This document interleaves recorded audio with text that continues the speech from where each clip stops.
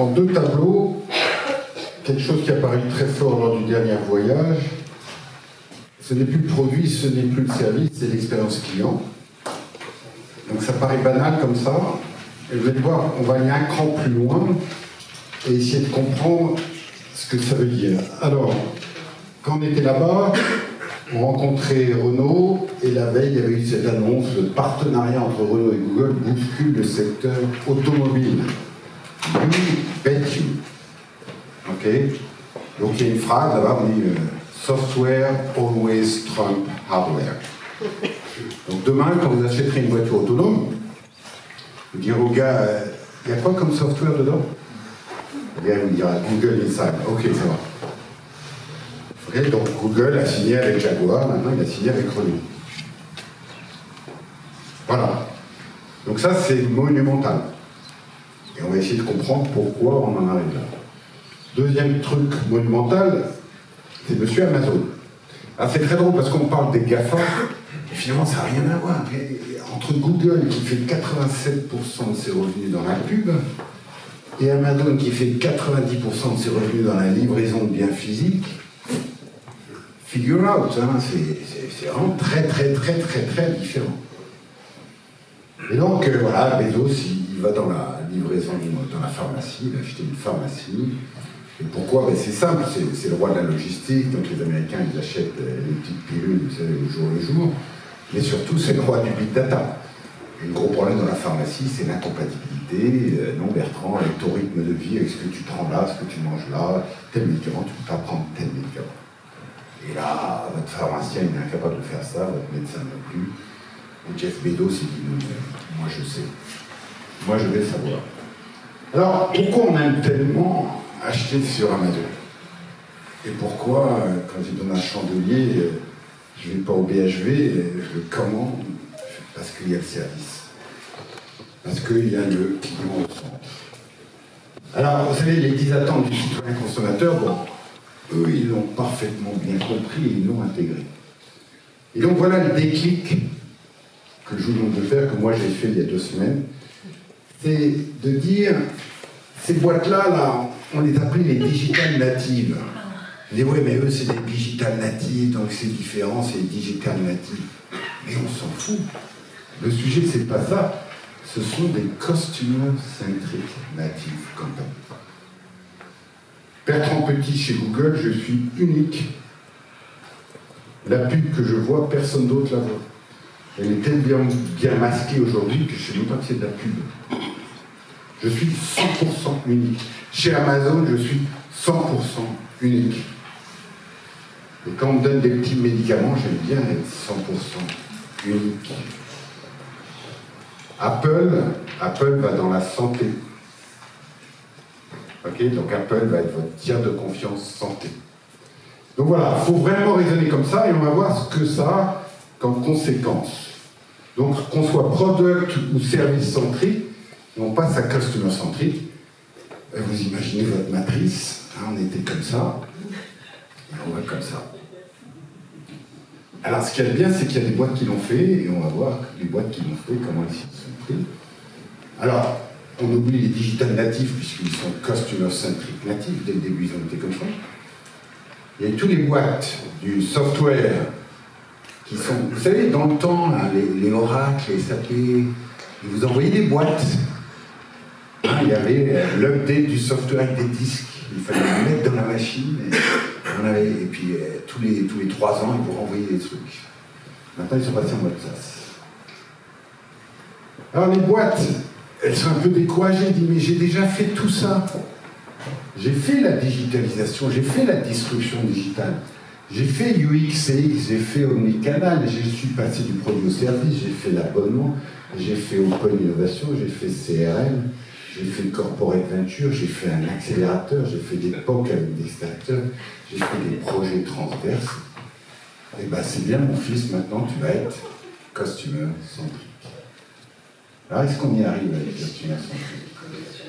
Alors pour bien expliquer les choses, on est obligé de refaire des cours d'histoire, hein, parce que ça va tellement vite, on dit mais Bertrand, je suis customer focus, est-ce que ça suffit pas? Donc ça suffit pas, on dit ben non, on va reprendre. Vous vous souvenez Marco Polo, hein, les comptoirs. Voilà, je vais chercher dans des pays lointains des épices, des étoffes.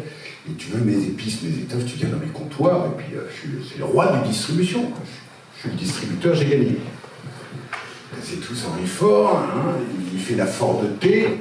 Et vous avez le droit à la Ford de thé si vous la voulez noire. Et puis vous faites la queue. Vous savez pourquoi c'est noir? Tu as déjà appris ça. Parce que c'est la couleur qui sèche le plus vite. C'est pour parce qu'il a une passion pour le noir, c'est que ça sèche le plus vite. Et donc voilà. Et puis Ford, il a très bien marché, et puis les autres ont commencé à copier. Alors là, il y a des gens du marketing qui disent, bon, on va écouter ce que les gens veulent. Ah, il y en a qui en veulent des jaunes, des vertes, des plus grosses, des plus petites. Puis vous avez vu ce que ça donne. Tous les ans, j'ai une nouvelle gamme. Voilà, je suis customer focus. Hein. Je te mets le client comme ça, je te mets le truc sur ton iPhone, je te mets le truc, et j'espère que tu vas acheter mon produit. Et puis, on a encore un truc de distribution. Hein. Et puis, on a fait de la transformation digitale. Hein, tout ce que j'ai fait avant, on l'a fait. Tchac, tchac, j'ai coché, j'ai coché, j'ai coché. Et puis, il y en a qui sont customer-centriques et ils disent, bah, tiens, finalement, Monsieur Petit, qu'est-ce qu'il veut? Il s'en fout que ce soit une Renault ou une Mini Cooper. Il veut une voiture demain matin en bas de chez lui pour prendre un week-end, donc il va faire Zika et il va prendre la voiture en bas. Ou bien il veut une voiture avec chauffeur pour aller au cinéma. Donc c'est customer-centrique. Vous voyez la transformation de passer de l'un à l'autre, c'est complètement dingue. Alors pour passer de l'un à l'autre, la règle, focalisez-vous sur le outcome. Ça sert à quoi votre truc? Définition d'une voiture, c'est bouger mes fesses d'un point A à un point B. C'est ça, vraiment. Avant que ça devienne demain, je te redonne du temps. Tu vas avoir 30 minutes ou 40 minutes de temps super sympa pour regarder ta série. Donc le outcome, c'est quoi le outcome?